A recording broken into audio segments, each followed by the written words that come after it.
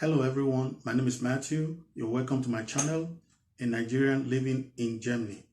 A couple of weeks ago, I did a segment in this channel, and it was about 10 things 10 differences and similarities between Nigeria and Germany.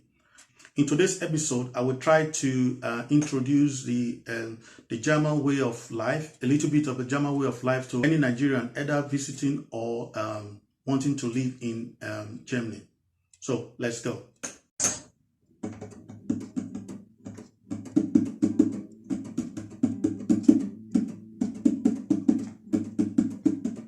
We'll be talking about a little bit of the culture, a little bit of how the German way of life is a little bit different from the Nigerian way of life, and what you need to know when you're coming to visit or live in Germany. The first thing I'll be talking about is bicycles. Yeah, I know, bicycles. The Germans, they like their bicycles. Compared to Nigeria, here in Germany, at the last estimate, over 44% of Germans own at least one bicycle. Now, we must take this into consideration, because in Nigeria, most times if you're riding a bicycle, it's like you are poor, you can't afford a car. But you must look at it this way. For the Nigerian, a car is like more of a status symbol than a means of transportation. In Germany, it's the other way around. Of course, there are some cars that can be termed as being status symbols, as a sign of status symbol. Really frank, you can't compare it to Nigeria. Here in Germany, the bicycle is a means of transport, and it's just more of a convenience. There are big cities like in Berlin or Frankfurt, where even if you have a car, you don't even have a place to park it. That is the reality of living in Germany. So most Germans, just for the convenience sake, and because it's the new thing and it is good for to exercise, they have a lot of bicycles. So bicycles are very, very important here if you want to move around, especially in big cities. If you live in a suburb or if you live in the villages, it's not really, if you have a car, parking it is not really a big deal. But like I said, if you live in the big cities like Berlin or Frankfurt or Hamburg, parking is very, very expensive. You cannot just park on the streets, on all streets. There are some specific streets where if you park, you can only park there for maybe like 1 or 2 hours. Anything longer than that, you will get a fine, and then you have to pay for just parking your car on the street. So that's what you have to observe.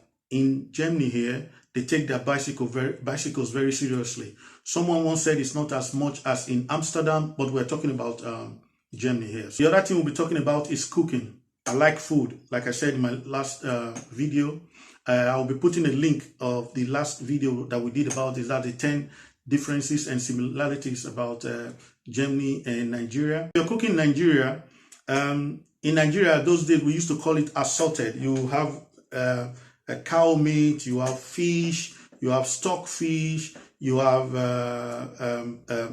so many chicken in the same pot, in the same soup. If you're cooking like a goosey soup, you have cow meat, you have chicken, you have turkey, you have fish, all of them in one pot. And then in Nigeria, we say this is assorted meat. It makes it taste a little bit different. But here in Germany, the Germans are just used to cooking one way. If they are cooking fish, it is fish all through. You cannot put beef or cow meat in that same soup. The Germans don't cook like that. The other thing we'll be talking about is posing. I don't know how I'll explain it, but posing. You know, in Nigeria, if you are a rich man, you hire someone that will be driving your car, and then you just sit on the back, and the driver will be driving, and then you just be doing some other things. You don't drive yourself if you are a rich man in Nigeria. Here in Germany, it's a little bit difficult to hire someone to be driving you. It is really, really difficult because it's expensive. You have to not only pay taxes on the person, you have to pay taxes you have to pay insurance on that same person too. So that means you'll be paying a lot of money to hiring just for someone to drive you around. Very few people have drivers here. Very, very few people have drivers. Even multi-millionaires here, they drive themselves. And I don't think that's exclusive to Germany anyway. I think it's mostly everywhere in the Western world. That's what people do here. Rich people, really, really rich people, they do that here because it's really expensive for you to hire someone to be driving you around. You know what I mean, right? As a Nigerian, you know, when you are a big man because you are a senator or a politician or you have a lot of money, you hire someone. Sometimes they don't even pay the drivers, but hey, that's a different kind of system. And the person will just be driving them around. You can't do it here in Germany. It is very, very difficult for you to hire a chauffeur or someone that can be driving you around in Germany. That's really, really difficult. Another thing is taxes. Everywhere around the world, no one wants to willingly pay taxes. But then if you look at it and you pay taxes and you see what the government is doing with the taxes, and it is to the betterment of everyone in the society, it's not as if you willingly pay taxes, but at least you can see that the government is using your taxes to do something for the well-being of the citizens. And you know, in Nigeria, that is a whole different thing.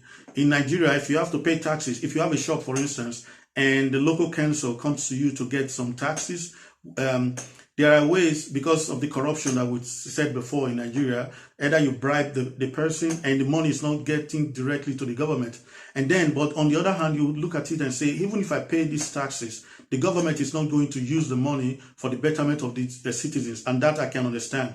But then you are cheating the government and you are cheating yourself, because you are just giving the taxes you are supposed to be paid to the government. You are giving it to a private person, and this person is not going to pay to the coffers of the government. So you are losing both ways. And then, like I said, you don't forget that in Nigeria, because of corruption, like we said, even if the government gets the money, they are not going to use it for the betterment of the citizens too. And that's a lose-lose situation on both sides. Like I said in my other video about 10 similarities and differences about Nigeria and Germany, there was a place I said the Germans are not very, very friendly. To add to that, there is a way the Germans, if they don't know you, especially if it's a formal occasion, there's a way they shake your hand. It's difficult for me to put it in video, but if you've ever lived in Germany, or if you're familiar with the Germans, there's a way they shake your hands. You know, if you're shaking your hand, a good full handshake with someone, with an adult person. But the Germans, there's a way they'll be shaking your hands, but it's like they are trying to not to be familiar with you, not to be so friendly, not to be so informal with you. They'll be shaking your hands and trying to pull it away at the same time. It's a little bit difficult because doing it in the video, showing it in the video is a little bit difficult, but that's how the Germans are. They are not very acquainted with you. They don't know you personally. There's a way they shake you. I've been living in Germany for over 2 decades now, and I'm still not used to that type of shaking that the Germans do. Sometimes it gets on my nerves, but hey, that's the way they live. Most of them, not all of them, of course, but most of them, in a formal gathering, there's a way they shake your hands, and I don't like it, but hey, that's the way it is. There's a video I did about how Germans, if the Germans really complain a lot. Nigerians, when they travel to Nigeria, for instance, what they always say is that they feel so free in Nigeria because they don't have letters waiting for them in their letterbox about taxes they have to pay, or about the fine they have to pay in Germany. Me, I have a different take to it. The government is not going to put letters in your letterbox just because you travel to Nigeria. That's not the way. Nobody knows. You are not so important that somebody will know that you are going to Nigeria, and then they will inform the government, and the government will now come and put a fine or a letter telling you to come and pay some fine to the government. It doesn't work that way.